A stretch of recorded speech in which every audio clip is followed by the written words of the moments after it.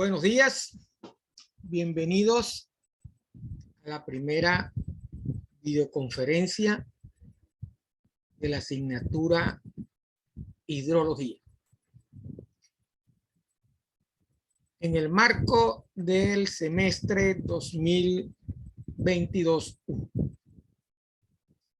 Estas videoconferencias que comenzamos en el día de hoy siempre están planificadas para ser siempre realizadas los miércoles de cada semana a las 10 de la mañana. Por problemas técnicos no la pudimos comenzar hoy a las 10 de la mañana y estamos comenzándola en este momento exactamente a las 11 de la mañana. La videoconferencia tendrá una duración aproximada de 45 una hora y al finalizar la misma será cargada en la plataforma Saya. En la plataforma ya ustedes tienen cargada toda la teoría correspondiente al tema número 1. La teoría del tema 2 y el tema 3 se está preparando porque forma parte del primer corte.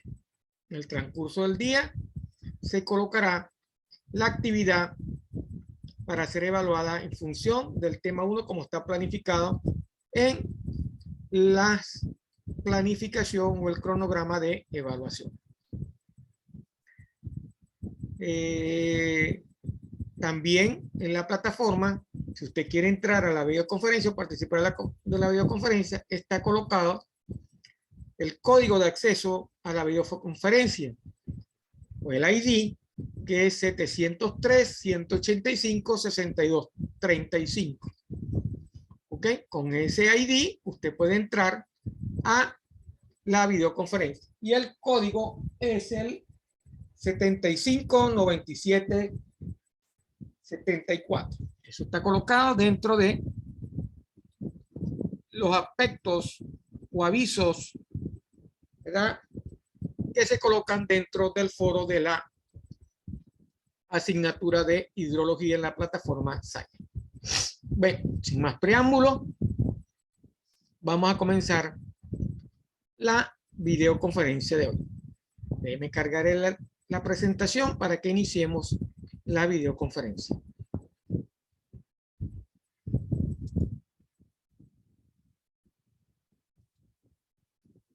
Ya la tenemos lista y vamos a comenzar la videoconferencia.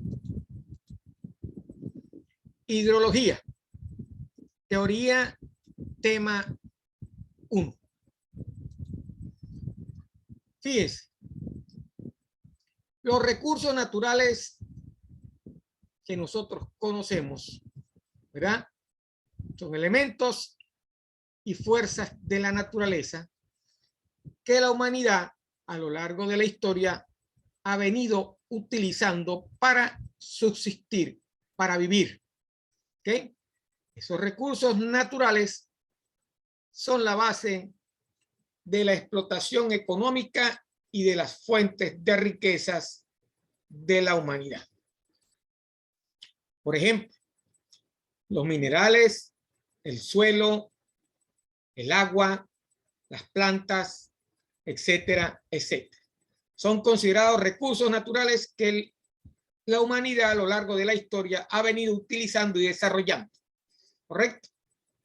Tratando en lo posible de no agotar esos recursos naturales. Dependiendo de la forma en que usted utilice los recursos naturales, eso se irá agotando o no se irá agotando. ¿Ok? Entonces, debe haber una utilización óptima de esos recursos naturales. Y eso va a depender del conocimiento que la humanidad tenga al respecto para poderlos explotar. La tecnología ha ayudado mucho, ¿verdad?, en la conservación de esos recursos naturales, al igual que ha utilizado en el desarrollo de los mismos. ¿Okay? Claro, siempre conservando y manteniendo las leyes de conservación de esos recursos.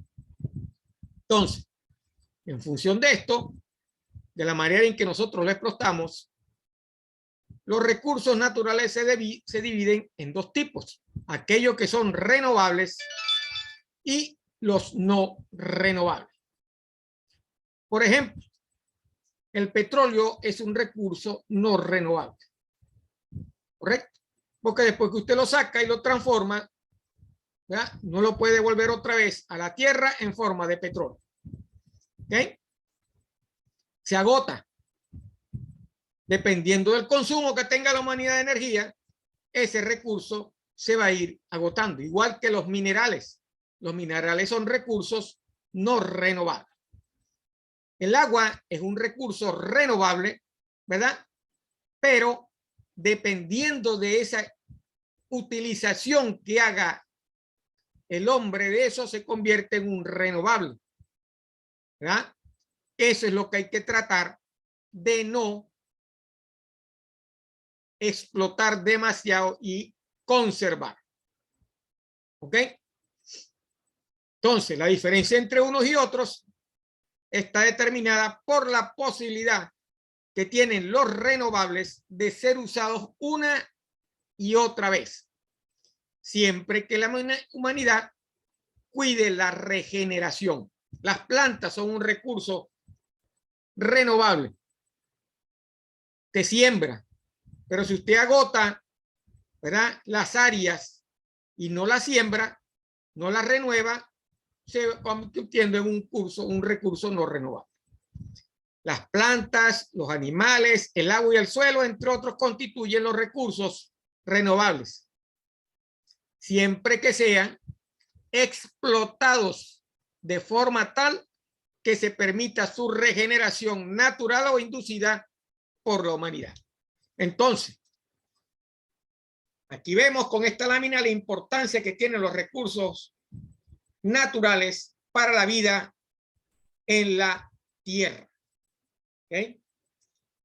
La idea es aprovecharlos de la forma más óptima, de tal forma que los recursos renovables no pasen a ser no renovables. Entonces, en función de eso, tenemos que el agua es la sustancia más abundante en la Tierra. Esta materia trata de eso, de hidrología, y la hidrología tiene que ver con el agua. Por eso es que el agua es la sustancia más abundante que existe en la Tierra, principal constituyente de todos los seres vivos.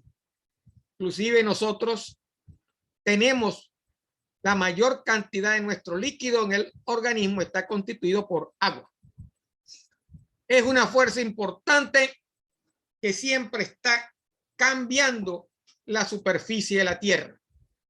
Cada vez que hay un deslave, cada vez que hay lluvia, un maremoto, un tsunami, etcétera, etcétera, la configuración de la Tierra cambia. Si hay mucha lluviosidad y hay lluvias torrenciales, esa configuración en la Tierra está cambiando y siempre está cambiando, vamos a decir, la posición, el lugar donde el agua se encuentra en la superficie de la Tierra. ¿Verdad? También es un importante factor de climatización. La lluvia forma parte de ese factor de climatización. La nieve forma parte de ese factor de climatización. Las nubes forman parte de ese factor de climatización. Y es muy importante para la existencia de la raza humana y de todos los animales que viven en la Tierra. Y influencia de alguna manera, siempre ha influenciado el progreso de la civilización. Entonces, la hidrología cubre todas las fases del agua en la Tierra, lo que se conoce como el ciclo hidrológico. Es la materia más importante para el ser humano y su ambiente. Por tales motivos, la hidrología se puede definir de la siguiente manera. Es la ciencia que trata sobre las aguas de la Tierra, su existencia, distribución y circulación. sus propiedades físicas y químicas y su interacción con el medio ambiente y con los seres vivos, en particular con los seres humanos. El dominio de la hidrología abarca todas las ciencias relacionadas con el agua sobre la superficie terrestre. Más adelante vamos a ver qué ramas de la ciencia asociadas a la hidrología y que sirven para estudiar diferentes sectores donde el agua está involucrada. Ríos, océanos, lluvia, mares, etcétera, etcétera. Agua subterránea, agua superficial. ¿Ok? Existe una ciencia asociada a la hidrología que se encarga de darnos respuesta a los fenómenos que se desarrollan en esa parte. Definiéndolo de otra forma, la hidrología es la disciplina que trata sobre las propiedades, existencia, distribución y movimiento del agua sobre y debajo de la superficie de la Tierra. Por supuesto, la superficie de la Tierra, sobre la superficie de la Tierra, mares, ríos y debajo de la superficie, todo lo que tiene que ver con los acuíferos, ¿verdad? O las aguas subterráneas, ¿verdad? Sus conocimientos se aplican al uso y control de los recursos hídricos en los continentes del planeta. ¿Para qué? Para poder tener y desarrollar y que el hombre pueda utilizarla para tener mejor calidad de vida y subsistir en la tierra. De eso se trata. Entonces, abarca todo lo que tiene que ver con el agua, ¿verdad? Y al abarcar todo lo que tiene que ver con el agua, abarca y cubre la vida terrestre. Sin el agua, la vida terrestre no tiene fin. No tiene razón de existir. El agua es lo que permite que los seres humanos y los animales y otros seres vivos subsistan en la tierra. Entonces, vimos ya dos conceptos de hidrología bastante sencillos que abarcan todo. ¿Okay? Vamos a seguir entonces con esto. Los estudios de los recursos hídricos, ¿en qué se van a centrar? ¿Cuál es el objetivo? El objetivo de ellos es determinar las disponibilidades futuras del agua. Entonces, eso es lo que a nosotros nos interesa.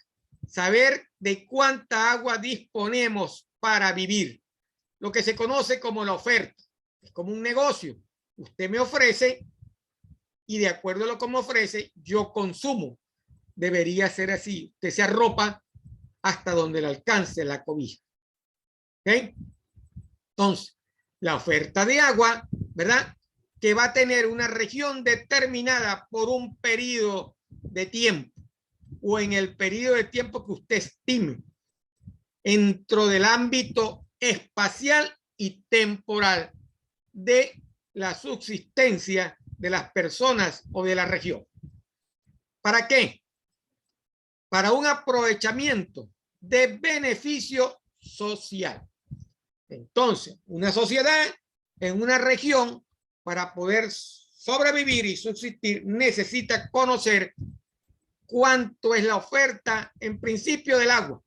Después, ok, los alimentos, la tierra, es la otra parte secundaria, ¿verdad? No menos importante, pero lo primero que hay que ver es qué cantidad de agua tengo yo en la región que yo pueda aprovechar en un lapso y por cuánto tiempo la pueda aprovechar. ¿Ok? Entonces, esos proyectos o recursos hídricos, ¿verdad? Se desarrollan desde el punto de vista de su pronóstico, obtención y utilización, ¿verdad? Atendiendo a los aspectos hidrológicos y ecológicos. También eso es muy importante, dependiendo de la cantidad y cómo eso no afecte al desarrollarlos la ecología del sistema, ¿okay? Los cuales están involucrados, así como también las condicionantes de tipo técnico y ingenieril, con qué capacidad técnica los voy a desarrollar yo, ¿verdad? Y de qué tipo de tecnología voy a utilizar para desarrollar. Y los aspectos legales y económicos que puedan limitar su uso. Las leyes que existen en el Estado que nos permiten de alguna forma, ¿verdad?, utilizar ese recurso de la manera mejor posible, de la forma más óptima, que no vaya a convertir el recurso renovable en un no renovable. Entonces,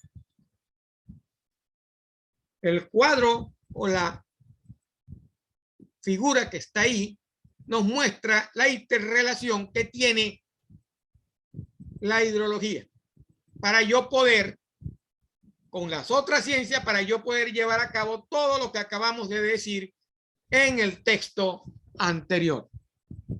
Todo se trata de manejar el recurso de la manera más óptima. Entonces, vemos cómo la hidrología, ¿verdad?, se apoya en la meteorología, que es el origen del agua, en la climatología, en la geología, en la hidráulica o procesos hidráulicos, en la oceanografía para poder manejar los océanos, en la parte estadística para llevar a una contabilidad matemática y estadística de los recursos, y en base al cálculo de probabilidad.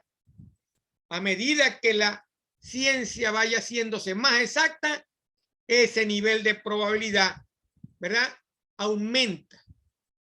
La idea es tener mayor probabilidad de uso y utilización del recurso y de conseguir más esos recursos.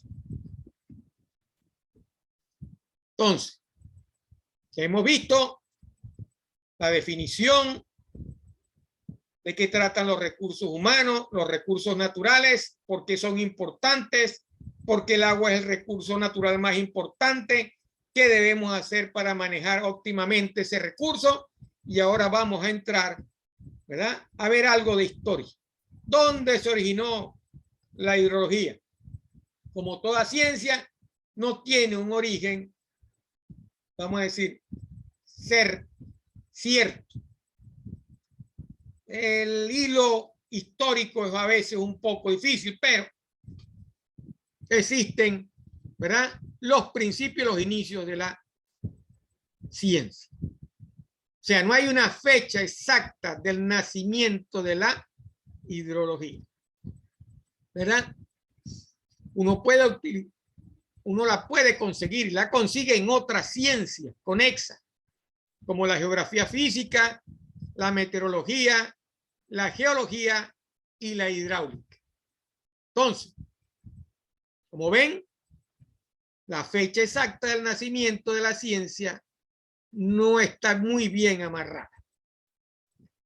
Pero podemos decir, ¿verdad?, podemos tener alguna idea de esos inicios de la hidrología. Por supuesto, ¿en qué nos basamos? En las primeras obras de ingeniería de la antigüedad, que servían para abastecer de agua a las ciudades, regar los campos de cultivo, etcétera, etcétera. Por lo tanto, se pueden mencionar algunas etapas fundamentales de esa historia. Por ejemplo, Platón y Aristóteles en la antigüedad hablaron del ciclo del agua. Ya conocían el ciclo del agua, con un pequeño error, ¿verdad?, porque ellos afirmaban que las aguas que corren son mayores que las que se precipitan. Hoy en día sabemos que eso no es así. Leonardo da Vinci en 1500 habló por primera vez del ciclo hidrológico. Ese famoso pintor y escultor conocía como científico los aspectos importantes del ciclo hidrológico. Pierre Perrault en 1674 hizo mediciones, caudales, volumen, ¿verdad? Y definió una ecuación que dice que el caudal es igual a un sexto de la precipitación. Lo que cae a la tierra, ¿verdad? El caudal de agua está asociado a un sexto de esa presión. Una sexta parte de lo que cae se convierte en caudal en la tierra. Edmund Halley, en 1700, que era un astrónomo muy famoso por el cometa, ¿verdad? También estableció que la evaporación daba para alimentar el caudal de todos los ríos conocidos. Estableció una relación entre evaporación, precipitación y caudal. Ya tenemos otra ecuación asociada a la hidrología. No es más o hasta 1930 cuando comienza en firme el desarrollo cuantitativo de la hidrología. Claro, hay otras más investigaciones, pero este resumen es más que suficiente para tener una idea de la historia de la hidrología. Podemos poner, y existen algunos libros y textos donde mencionan otras personas que hicieron investigación o que hacen investigación sobre hidrología. Vamos a ver algo que es muy importante, que todos debemos tener, que es la cultura de agua. ¿Por qué? Porque el agua es el principal recurso natural con que cuenta el hombre para la subsistencia en el planeta. Constituye el líquido más abundante en la Tierra y representa el recurso natural más importante y la base de toda forma de vida. Acuérdense que nuestro cuerpo está conformado por un 80% de agua, aproximadamente. Se puede descomponer químicamente en, como lo dice la fórmula H2O, 2 moléculas de hidrógeno y una molécula de oxígeno. Y se puede crear también en el laboratorio. Se mezcla químicamente 2 moléculas de hidrógeno y una de oxígeno y obtiene agua. En cada ecuación, manejo de ecuación química, usted puede obtener agua por residuo o descomposición de lo que esté utilizando. En nuestro planeta, la mayor proporción respecto de las tierras emergidas y se presenta, existe en nuestra tierra en la mayor proporción respecto a las tierras emergidas y se presenta en diferentes formas. En mares y océanos, correcto, que contienen una alta concentración de sales y cubren el 71% de la superficie. En aguas superficiales, que comprenden ríos, lagunas y lagos. Y en aguas de subsuelo o subterránea, las cuales fluyen por debajo de la superficie terrestre. En esos 3 sitios conseguimos agua, más todo el agua que está alrededor del planeta en las nubes, en forma de vapor, vapor de agua. Siempre la vida ha dependido del agua. La vida se originó en el agua. Los seres vivos que han evolucionado hacia la Tierra siguen manteniendo de ellos su propio medio acuático, protegido contra la evaporación excesiva. ¿Qué quiere decir eso? Si nosotros venimos del mar, ¿verdad?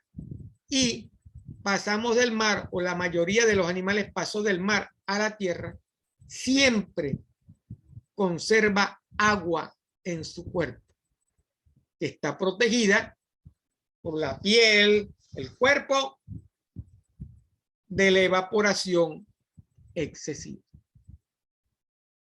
Por eso es que cuando uno hace ejercicio, pierde una gran cantidad de agua. ¿Okay? Todavía no conocemos algún traje espacial, solamente en películas, donde ese sudor y esa agua que nosotros transpiramos la podamos recuperar. Te hace ejercicio, suda y tiene que tomar agua para recuperar lo que se dicen los fluidos. Entonces, como ven, venimos del mar, del agua y seguimos en el agua. Por eso es que el agua es el recurso más importante para la vida. Como dijimos anteriormente, constituye más del 80% del cuerpo e interviene en la mayor parte de los procesos metabólicos que se realizan en los seres vivos. Forma parte importante de la fotosíntesis de las plantas. Todos los seres vivos tienen que ver con el agua. Y sirve de hábitat a una gran parte de los organismos. Usted agarra una gota de agua, la baja al microscópico y observa a ese nivel una cantidad de organismos que hacen vida en el agua. Patógenos, bacterias, etcétera, etcétera. Y usted consume muchos animales que hacen vida en el agua. Peces, por ejemplo. La importancia del agua para la vida es fundamental. Todos los seres vivos dependemos del agua, ¿verdad? Y la humanidad se desarrolló en función del agua. Por lo tanto, tenemos la obligación de proteger este recurso y evitar toda influencia nociva sobre las fuentes del preciado líquido. La ignorancia del humano o la avaricia del humano está poniendo en peligro el agua en la tierra. Por eso es que nosotros tenemos que tener bien definida cuál es nuestra cultura del agua.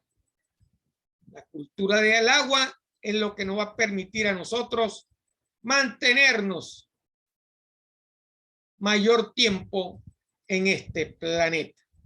Es un deber de todos cuidar nuestros recursos hídricos, así como crear la conciencia que el agua es uno de los recursos más preciados de la naturaleza, debido al papel que desempeña en la vida de todos los seres vivos.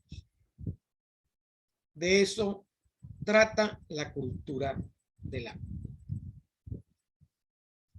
¿Cuáles son las aplicaciones de la hidrología en las obras hidráulicas? Desde el punto de vista de la ingeniería civil, ¿verdad? Nos interesa conocer esas aplicaciones para poderlas llevar a cabo, ¿verdad? Donde podemos utilizar la hidrología como ayuda para resolver problemas hidrológicos, ¿verdad? Que necesitamos resolver, valga la redundancia, para poderle darle continuidad al recurso del agua.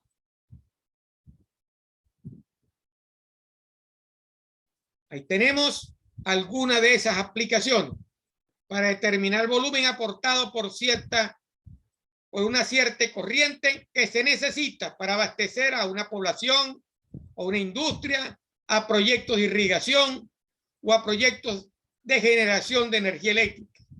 Nosotros contamos con mucha capacidad hídrica, ¿verdad? Que en los últimos años le hemos visto mal usada, ¿verdad? Desperdiciada, ¿verdad? No la hemos mantenido en la generación eléctrica del país. Por eso tenemos y sufrimos en la actualidad los problemas eléctricos que se van sucediendo en el país. Ese mismo mal mantenimiento nos ha traído los problemas de irrigación para los cultivos. Y ese mal manejo o esa desidia nos ha traído problemas de abastecimiento en la población, abastecimiento de agua. Entonces, si usted no tiene o no hace mantenimiento a esos procesos, ¿verdad?, de obras hidráulicas que necesita para cubrir eso que acabamos de mostrar, pasa lo que está pasando en este momento. Donde también nos presta ayuda la hidráulica. En proyectos de alcantarillado para la construcción de puentes. Por supuesto, los puentes los construimos sobre grandes volúmenes de agua. Ejemplo de nosotros, el lago de Maracaibo, el puente sobre el lago. Debemos conocer de hidráulica para poder saber y determinar las corrientes que pueden afectar las columnas de la estructura, ¿verdad? Y poder plantar dentro del espacio de la zona donde está el lago un puente, o lo que hicimos para desarrollar esa estructura, o en los puentes que existan en el mundo. Para las avenidas, el desagüe de las avenidas cuando llueve, para almacenar empresas y vertederos, para sistemas de drenaje agrícola que van a ayudar a la población, carreteras y aeropuertos. En todas esas partes necesitamos conocer de hidrología.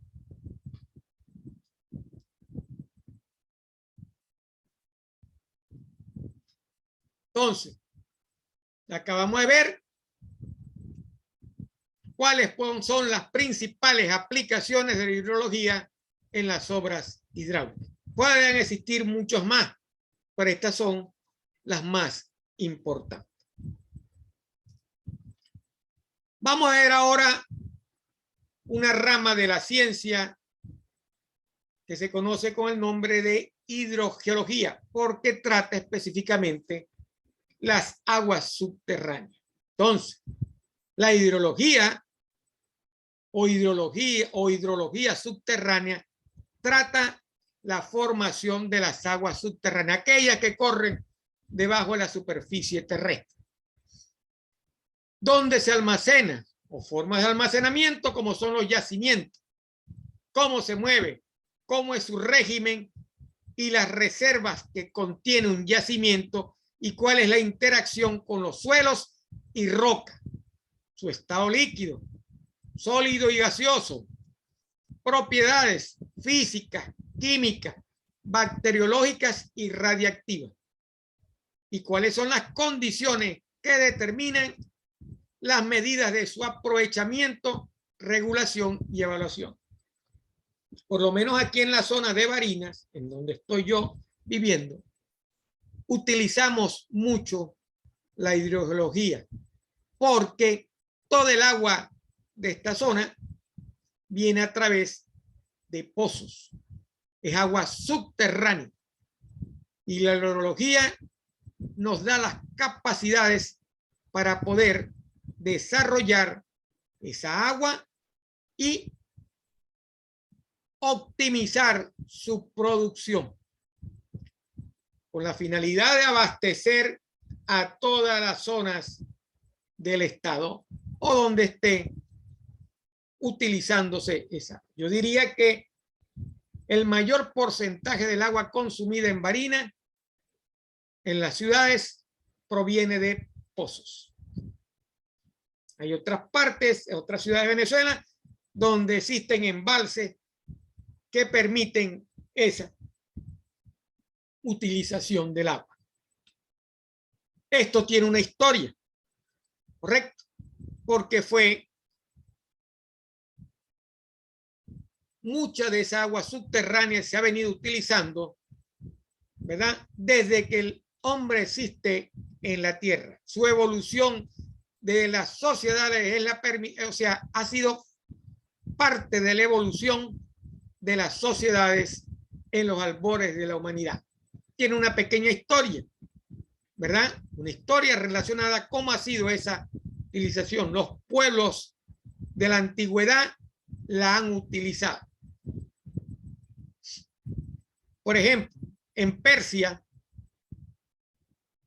en el año 1000 a.C., los ganaks, que eran galerías o minas de agua, eran utilizadas para mantener a la población. Esa misma técnica fue utilizada también en China. Llegó hasta allá en la ruta de la seda. Los celtas y los griegos utilizaban determinados manantiales como lagunas. Pero los romanos fueron los que desarrollaron técnicas de captación de agua y creación de infraestructura. Fueron los primeros que desarrollaron acueductos, embalses, que los árabes se encargaron de mejorarlo después. Pero los primeros fueron los romanos. En 1836 se estableció la hidrología moderna con la ley matemática de Darcy, que rige el flujo subterráneo, la cual es la piedra angular de la ciencia. Este señor Darcy creó una ecuación del estudio de los acueductos en Francia, ¿verdad? Y desarrolló esa ecuación de caudal. Esa ecuación de caudal inclusive es parte o piedra fundamental, o que trata sobre los yacimientos y la parte porosa de los yacimientos, ¿verdad? En ingeniería de petróleo. También es la primera aproximación al estudio de ese caudal de producción. El señor lo hizo con el agua, lo desarrolló en 1836 y dio inicio a lo que se considera la hidrología moderna.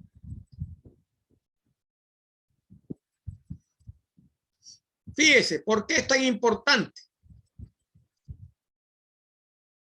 Nosotros tenemos que tener cuidado a la hora de consumir agua. Debe ser potable y debe ser libre, debe estar libre de patógenos. Porque cuando el agua está contaminada, ¿verdad? Y en la mayoría de los casos lo tiene en el ambiente, la tiene en forma contaminada. Acuérdense que cuando está expuesta en los ríos, hay bacterias, parásitos que hacen vida en el agua, por lo que dijimos anteriormente. Eso puede ocasionar transmisión de enfermedades gastrointestinales como el cólera, la fiebre tifoidea, la disentería y la gastroenteritis. La construcción del canal de Panamá, por decir algo, sufrió muchas bajas humanas por este problema. El tifus o la fiebre tifoidea minó, acabó con mucho de la población porque no se tenía el control de esa agua. Correcto. Las afecciones virales también, como la hepatitis. Todavía vivimos eso. Todavía en este siglo seguimos viviendo con problemas de hepatitis. No lo hemos superado todavía. Y eso ocurre por ese descuido en el manejo del agua contaminada. La higiene personal y el saneamiento del ambiente tiene que ver también con el agua. Contribuyen a la diseminación de estos males.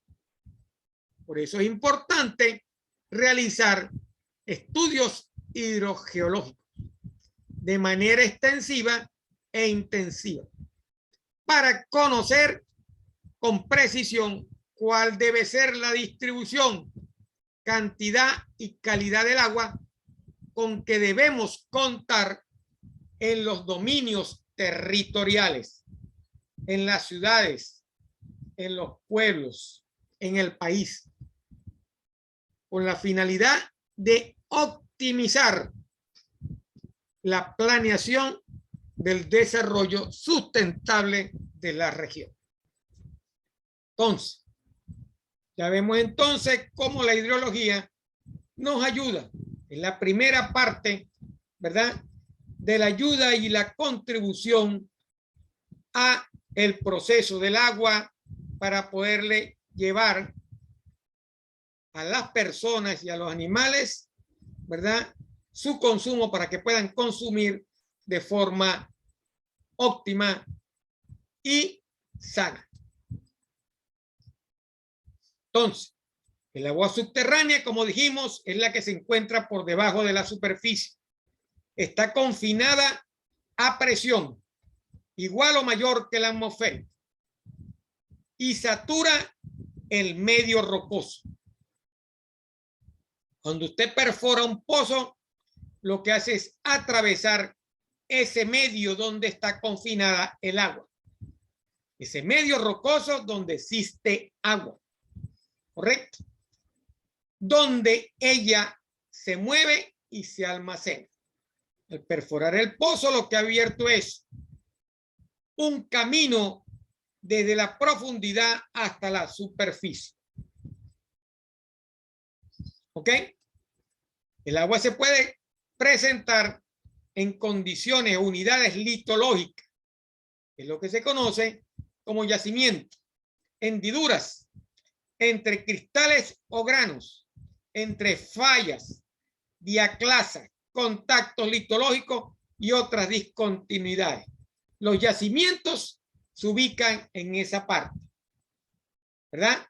Como también en cavidades en las rocas originadas por enfriamiento, disolución o intemperie.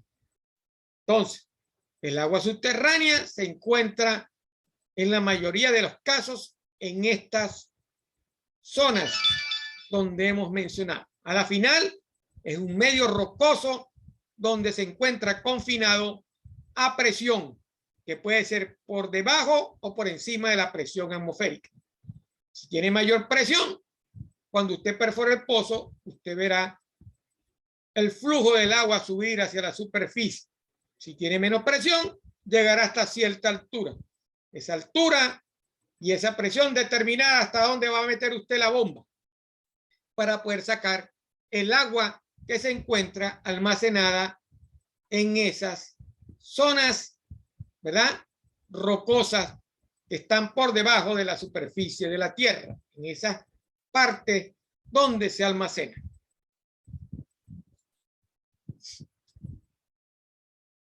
Ese movimiento y almacenamiento del agua subterránea depende del espesor, de la textura y estructura de la roca, por supuesto. Depende de la profundidad a la cual se consiga.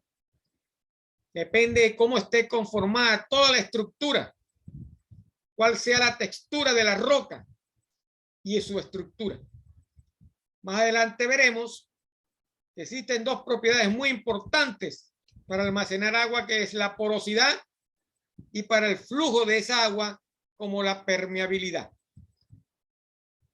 Entonces, esto que constituye la corteza terrestre nos va a permitir tener la capacidad física del agua para moverse. Mientras más permeable sea, el flujo del agua va a ser más. Mientras más porosidad tiene, mayor volumen de agua tendré en esa estructura geológica. Como lo menciona ahí, la capacidad física del agua para moverse depende del medio permeable, depende de la permeabilidad. La permeabilidad es la capacidad que tiene la roca para permitir el flujo del agua en la estructura geológica. La presión a la cual se encuentra confinado el fluido, ¿verdad?, nos da ese desequilibrio o equilibrio de ese movimiento. ¿Correcto? Eso es originado por la interacción de las diferentes fuerzas.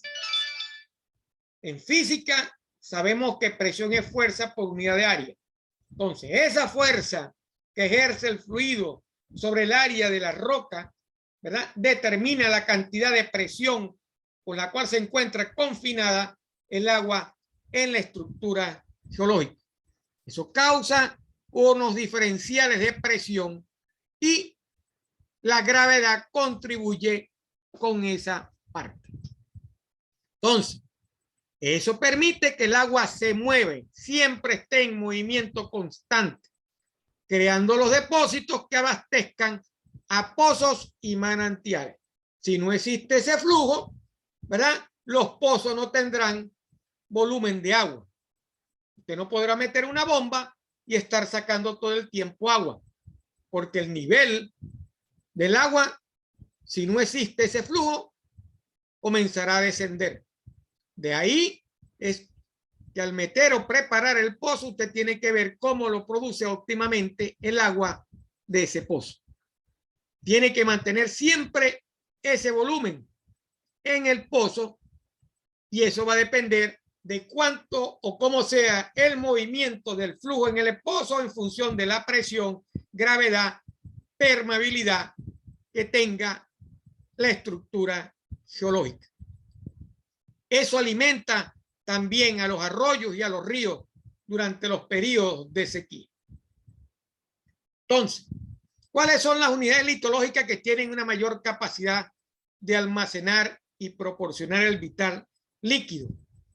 Esas unidades geológicas es lo que se conoce como acuífero. Ustedes lo han mencionado. Un acuífero no es más que una unidad geológica debajo de la superficie de la tierra donde se encuentra agua que se está moviendo, que está almacenado a presión, que tiene una capacidad permeable para producir, para permitir ese flujo de agua. Cuando usted perfora un pozo, usted abre una ventana del acuífero hacia la superficie. Dependiendo de la condición del acuífero, usted tendrá el agua en la superficie o a una cierta altura dentro del pozo. De ahí viene la parte de optimizar el recurso natural. ¿Cuál va a ser la capacidad de la bomba que usted va a manejar? ¿A qué profundidad va a poner la bomba para poder utilizar de manera óptima esa agua que el acuífero le está proporcionando a usted? El agua subterránea se encuentra prácticamente en todas partes. En Barinas eso es normal, conseguir agua por todos lados, ¿verdad? En la mayoría, en el mayor porcentaje. Por lo menos en Barinas. Hay otras zonas donde el agua no se consigue tan fácilmente. Porque no hubo ese movimiento a través de los yacimientos o acuíferos del agua. Abajo, todos los fluidos se mueven de acuerdo a la capacidad de presión y capacidad de la roca madre.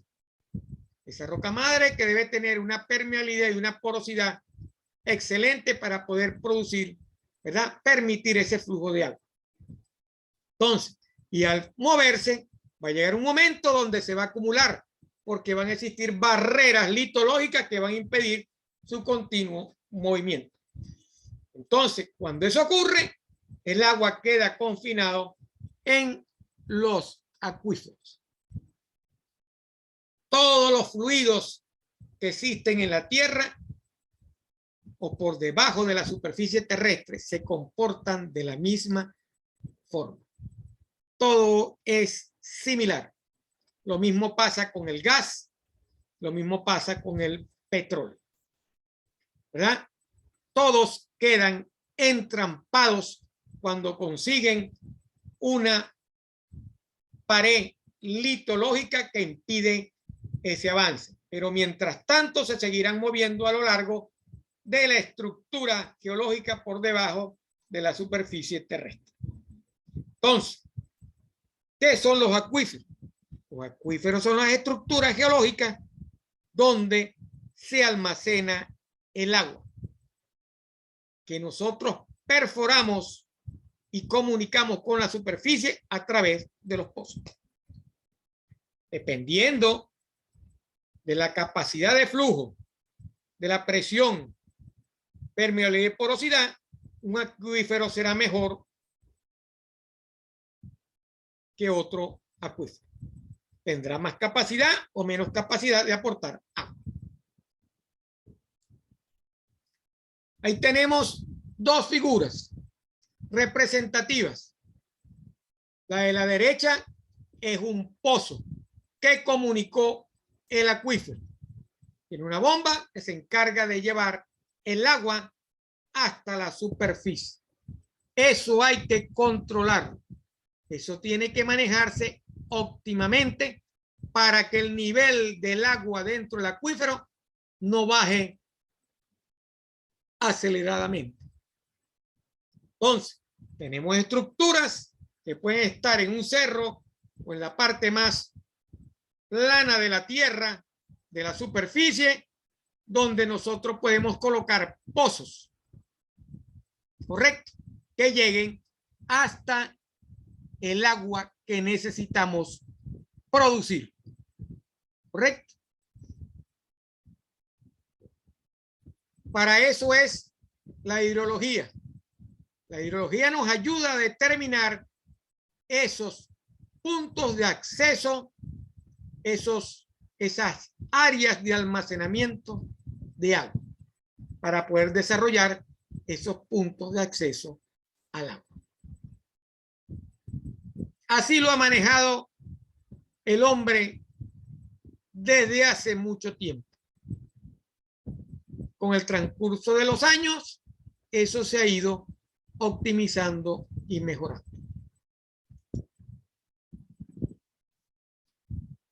Vamos a entrar ahora en otro concepto, que es una cuenca hidrológica.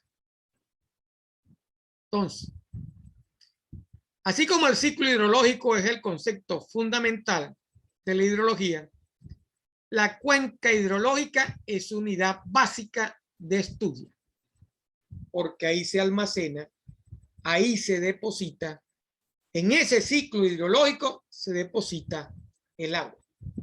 Ese ciclo hidrológico crea las condiciones para las cuencas hidrológicas. ¿Correcto? Entonces, ¿qué es una cuenca hidrológica? Una zona de la superficie terrestre en donde las gotas de lluvia que caen sobre ella tienden a ser drenadas, a correr. El agua corre por las cuencas hidrológicas, ¿verdad? Son drenadas por el sistema de corrientes hacia un punto de salida. Ese punto de salida, por lo general, es el mar. Entonces, una cuenca es un sitio donde el agua que cae por el ciclo hidrológico se deposita y corre hacia tener un punto de salida, ¿verdad? Se drena por las corrientes. Entonces, esta definición está hecha en función de una cuenca superficial.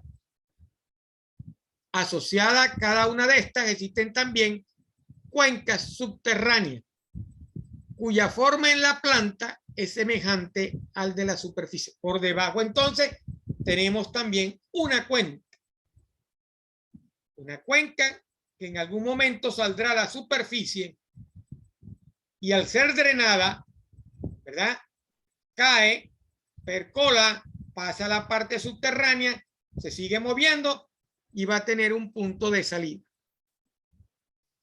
Desde el punto de vista de su salida, se clasifican en dos tipos: cuencas endorreicas y exorreicas. Ahí tenemos una gráfica donde muestra la forma que tiene cada cuenca. En las primeras, el límite, ¿verdad? O el punto de salida está dentro de los límites. Y por lo general es un lago. Es un lago. Entonces, cuando usted vea un lago, usted sabe que es una cuenca endorreica. endo, interno, de uno mismo, del mismo área, del mismo límite. Se confina en el mismo límite de la cuenca. Exo, hacia afuera, externo, ¿correcto? Las cuencas exorreicas entonces son lo contrario. El punto de salida se encuentra en los límites de la cuenca y está en otra corriente o en el mar. O sea, puede estar en un río o puede desembocar al mar a través de el punto de drenaje de esa cuenca o la línea de drenaje de esa cuenca. Entonces, endorreica y exorreica. Endorreica está dentro de los mismos límites de la cuenca, su salida. Exorreica está fuera de los límites de la cuenca hacia el mar o hacia otra corriente o río.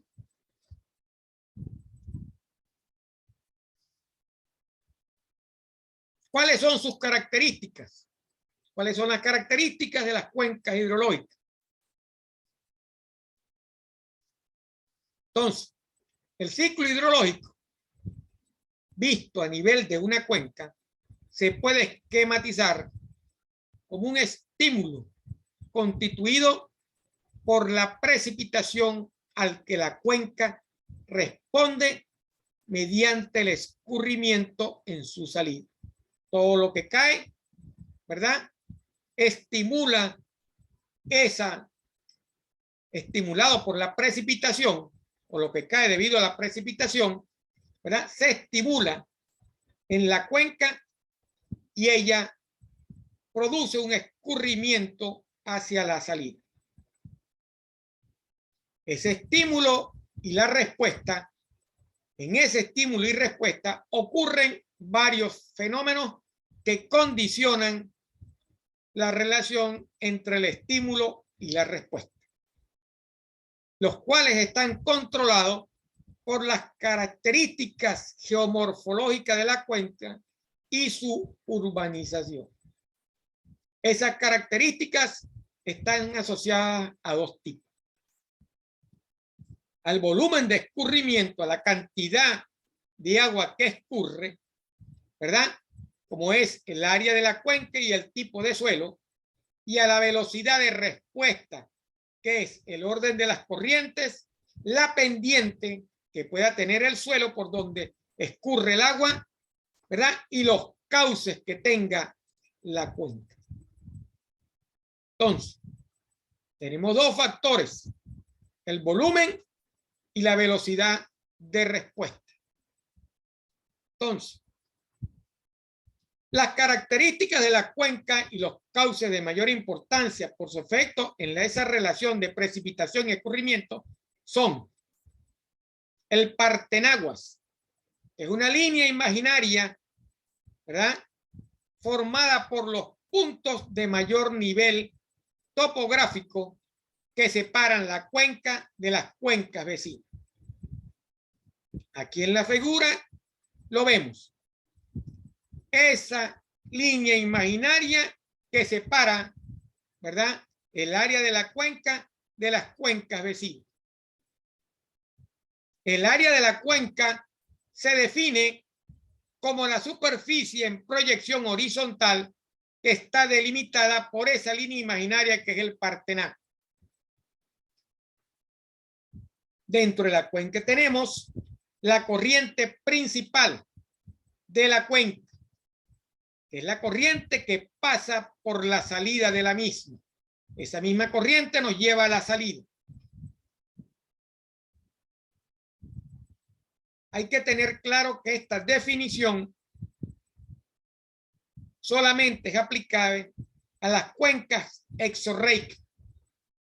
Recordemos lo que es una cuenca exorreica: aquella donde el punto de salida, ¿verdad?, es hacia el mar o hacia otra río, otras líneas de flujo. Las demás corrientes de una cuenca de este tipo se denominan corrientes tributarias. Todo punto de cualquier corriente tiene una cuenca de aportación y toda cuenca tiene una y solo una corriente principal. Solo existe una corriente principal. Todas las demás corrientes pueden llegar a la cuenca principal. Por eso es que hay que delimitar la cuenca. Hay que delimitar con esa línea imaginaria que es el partenaguas. Es lo que nos permite definir el tamaño de la cuenca. Las cuencas correspondientes a las corrientes tributarias o a los puntos de salida se llaman cuencas tributarias o subcuencas. El gráfico nos permite apreciar cuáles son las corrientes tributarias, cuál es el área de la cuenca delimitada por el partenaguas y cuál es el cauce principal de esa cuenca principal y cuáles son sus cuencas tributarias.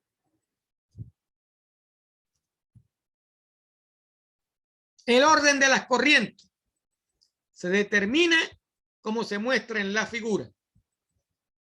Entonces, cada corriente tiene un orden. Eso lo determina, ¿verdad? El tamaño con respecto a la corriente principal. El orden de esa corriente, ¿verdad?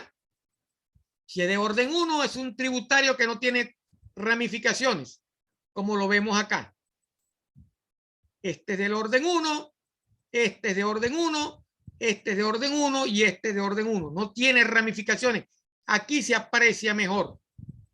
Esas son corrientes tributarias de primer orden. La corriente principal es esta que está acá. Todas las demás son corrientes tributarias. Toda la cuenca tiene esa línea imaginaria que es lo que es el partenaguas. Entonces, una corriente de orden 2 tiene solo tributarios de primer orden. Esta que está acá tiene 2 de primer orden. Esta que está acá tiene 2 de primer orden. Y una corriente de orden 2 tiene corrientes de orden 2 y de corrientes de orden 1. Esta corriente que está acá, que es de orden 3, tiene esta de orden 2 y estas de orden 1.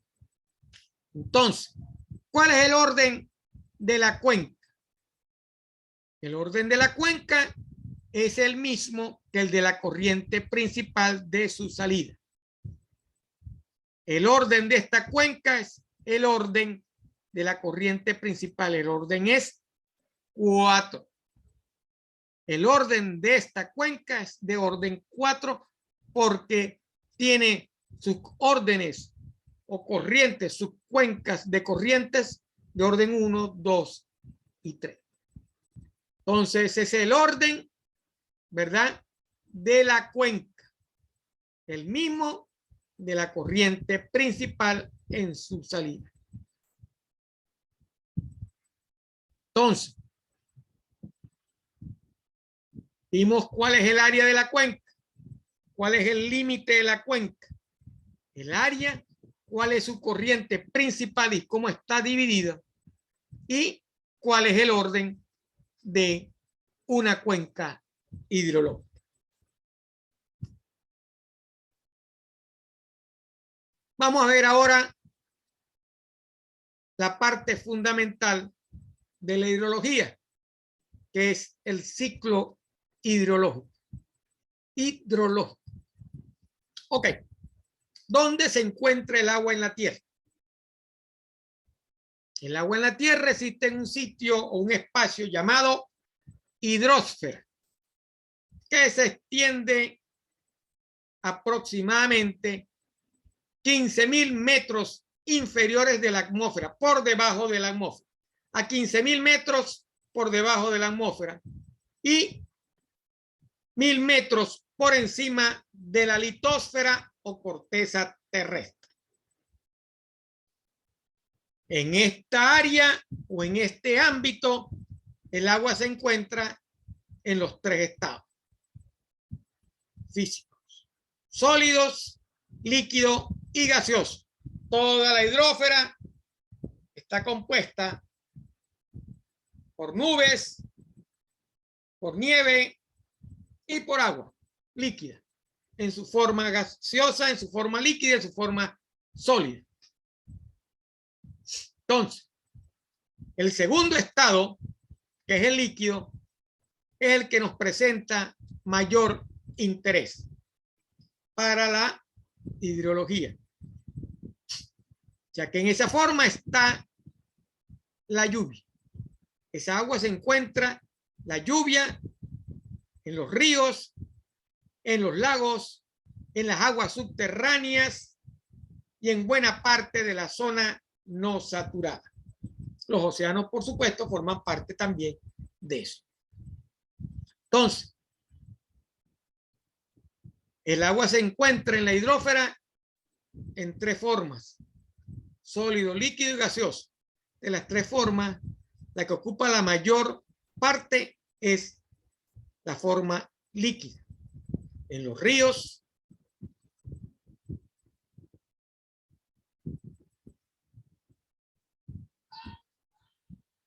correcto.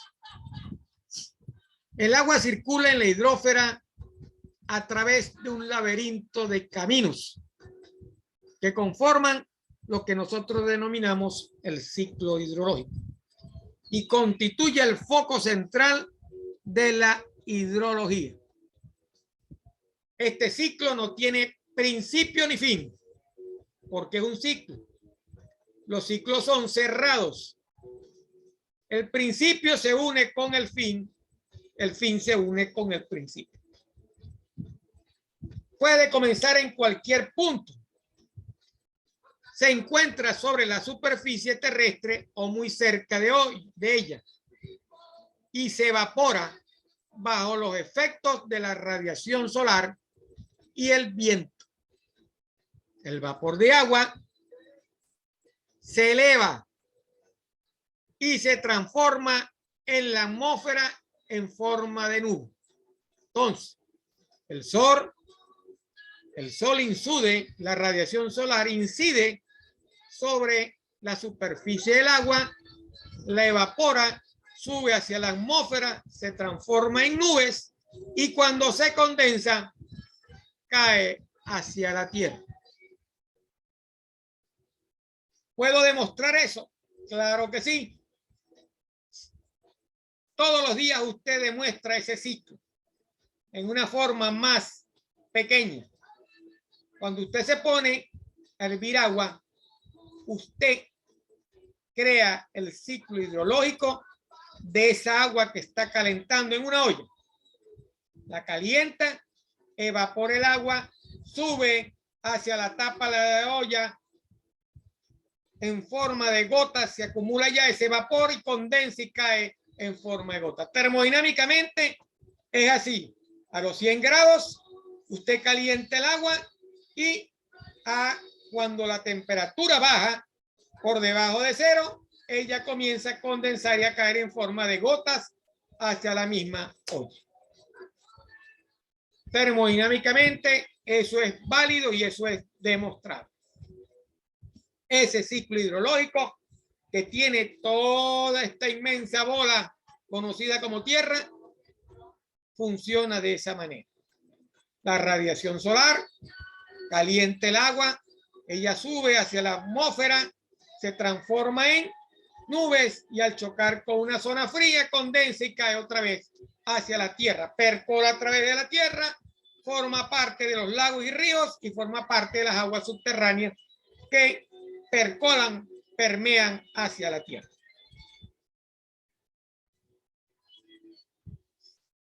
¿Qué ocurre durante ese trayecto?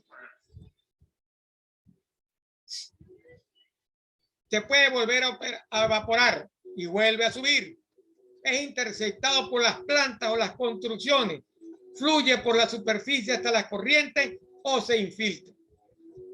El agua interceptada y una parte de la infiltrada que corre por la superficie también se vuelve a evaporar. Vuelve a cumplir todo el ciclo otra vez. De la precipitación que llega a la Tierra, ¿verdad? llega hasta las corrientes. Una parte se filtra y otra llega hasta los océanos y otros grandes cuerpos de agua como las presas y lagos. Todo eso está dentro del mismo ciclo. Todo lo que está en la superficie relacionado con el agua está dentro del mismo ciclo. Por eso es que es infinito. No tiene fin, no tiene principio, ¿verdad? Parte de esa agua infiltrada que es absorbida por las plantas y posteriormente es transpirada casi en su totalidad hacia la atmósfera y otra parte fluye por debajo de la superficie de la tierra, hacia las corrientes, el mar y otros cuerpos de agua. Ríos, manantiales, océanos, todo es un ciclo, todo está relacionado, todo el momento se está evaporando, todo el momento se está descendiendo y cayendo a la tierra, todo el momento transformándose en nubes y precipitándose cuando se condensa. ¿Verdad? ¿Cuáles son esos procesos de ese ciclo? Ahí los tenemos. Infiltración, evaporación, transpiración, escurrimiento, evapotranspiración y transporte de sedimentos. Todos esos procesos ocurren dentro del ciclo hidrológico. Cada uno cumple una característica específica y cumple y ayuda a cumplir ese ciclo hidrológico. Ahí tenemos una gráfica donde se muestra el ciclo. El agua que está almacenada aquí se calienta, el agua de los océanos se calienta, se evapora, sube en forma de lluvia, cae a la tierra a medida que se va acercando hacia una zona que esté más fría. Cae como agua, puede caer como nieve, ¿verdad? Se acumula en el tope de las montañas, percola a través de la superficie o de la estructura de la montaña, pasa al nivel freático a formar parte de lo que son las aguas subterráneas, escurre por la superficie de la montaña cuando hay un deshielo, ¿verdad? Pasa a formar parte de las plantas, se vuelve a almacenar, se vuelve el agua que está en la superficie de las hojas de la planta, se vuelve a evaporar, vuelve a subir, se evapora, transpira, forma parte de los caudales de los ríos. Ese es el ciclo hidrológico que nunca tiene principio ni fin. Está moviéndose constantemente. Ese ciclo es el que hay que cuidar. Ese ciclo es el que se está afectando con lo que la humanidad realiza sobre la superficie de la Tierra. Ese ciclo es lo que comúnmente, ¿verdad?, se está viendo afectado ahorita en la Tierra. De ahí el interés de los conservacionistas, por decirlo así, en mantenerlo, protegerlo, para que el agua en la tierra pueda seguir siendo fuente de subsistencia de la vida en el planeta. En forma esquemática, en una tabla, ahí tenemos cada uno de esos procesos.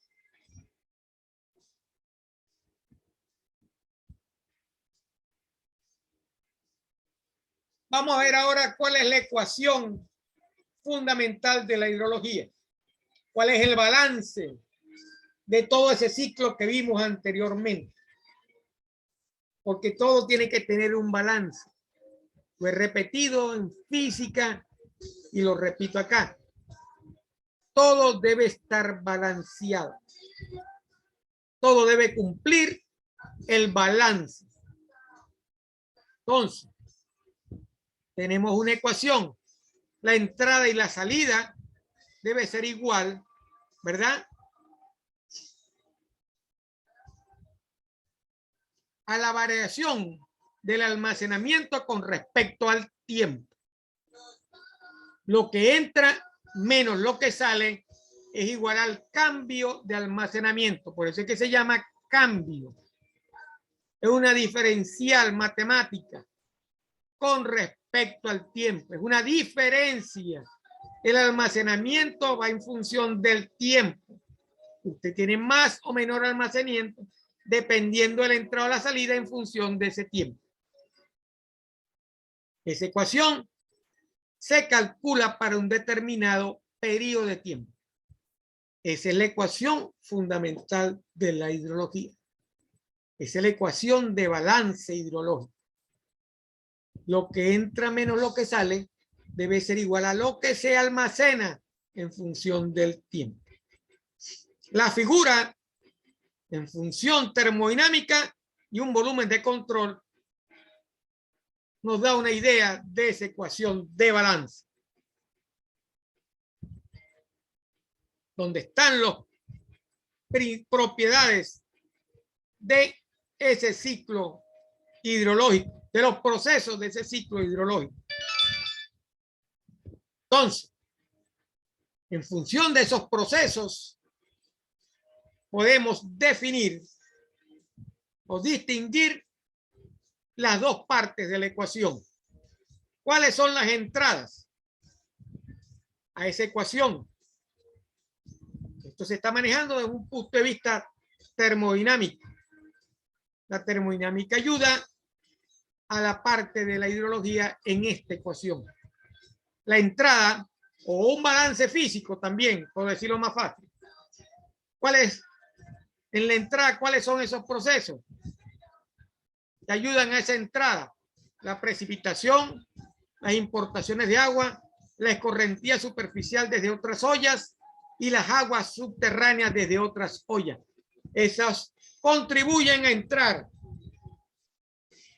en la plata que entra, el dinero que nos entra. ¿Cuál es el gasto de ese dinero?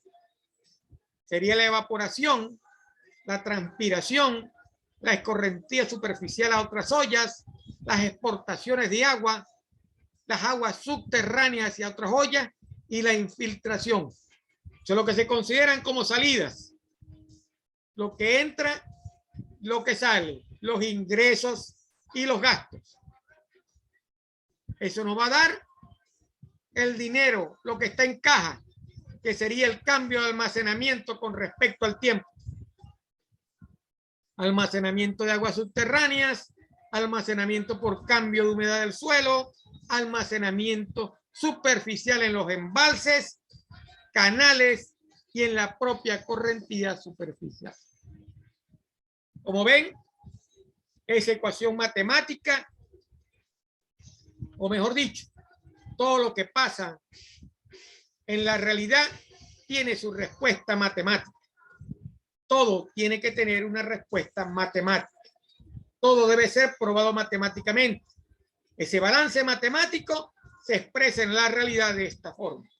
Lo que entra, lo que sale y lo que se almacena en función del tiempo. Entonces, la entrada y la salida, la entrada menos la salida es igual a lo que se almacena en función del tiempo. Esa es la ecuación fundamental de la hidrología. ¿Qué aplicaciones tiene la hidrología? Ahí tiene todas las aplicaciones que pueda tener, imaginarse, de la hidrología. Estudios de construcción de obras hidráulicas, drenaje, irrigación, fuentes de abastecimiento, regulación de cursos de agua, control de polución, de lo que es de contaminación, por decirlo de otra manera, erosiones, navegación, etcétera, etcétera.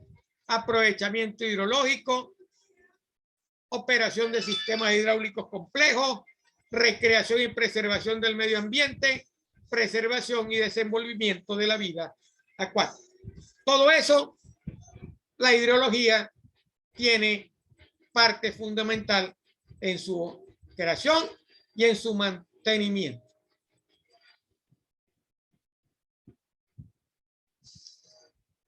Vamos a ir a un punto específico dentro de esta presentación, que es el potencial hidrológico nacional, potencial hidrológico que existe en Venezuela. Estos datos fueron tomados de un informe al 2011.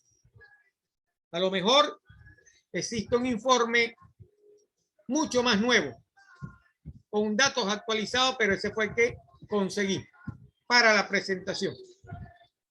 ¿Ah? Ahí vemos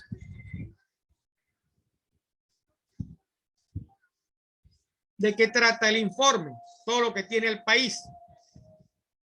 En conclusión, después de leer todo el informe, hemos visto que mucho de lo prometido no ha sido cumplido. Por eso es que tenemos los problemas que tenemos en este momento. Se ha invertido mucho y no se ha logrado resolver nada.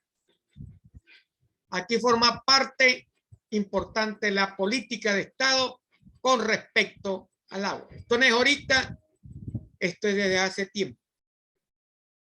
El Estado, como parte fundamental de la dirección del país, no ha cumplido con el proceso o el potencial, no ha utilizado el potencial hidrológico nacional para dar respuesta a las necesidades hídricas, eléctricas que tenga, de saneamiento que tenga la población.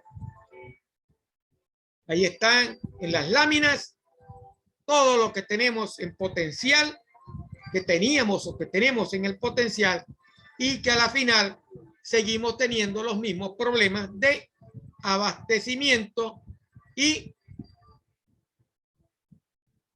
de solución de los problemas que hemos siempre presentado. Ese informe está referido a los servicios de agua potable y aguas servidas, ¿verdad?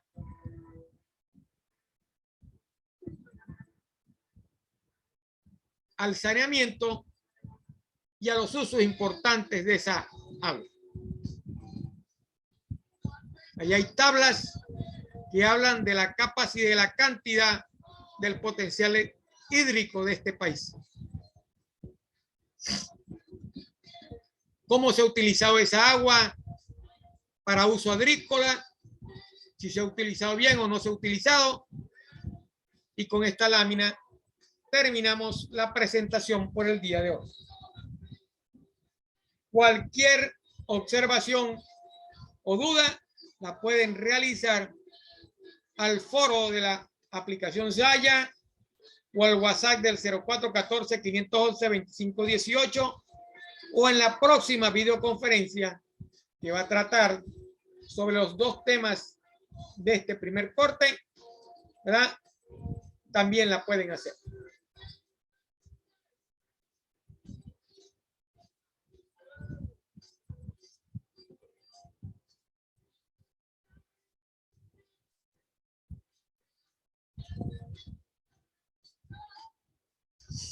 Bueno, por el día de hoy hemos terminado con la primera videoconferencia de hidrología.